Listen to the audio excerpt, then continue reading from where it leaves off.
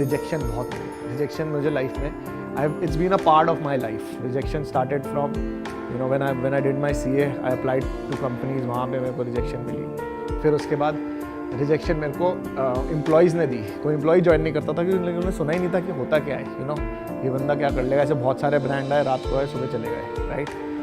तो एम्प्लॉयज़ ने rejection, banks ने रिजेक्शन दी हमारे को, क्योंकि हमारा खुद का कोई एसेट नहीं था। तो उस टाइम पे क्या होता था, बैंक्स पैसे नहीं देते थे अगर तुम्हारा खुद का एसेट नहीं है कुछ, तो हमारा कोई बिजनेस भी नहीं था, कुछ इस्टेब्लिश नहीं था, तो हमने वहाँ पे भी रिजेक्शन की। तो rejection has been a part of my life. वही पिक्चर है ना जो शाहिद कपूर बोलता है, अब जो होगा बड़ा ही होगा, इससे नीचे तो कुछ हो नहीं सकता, राइट।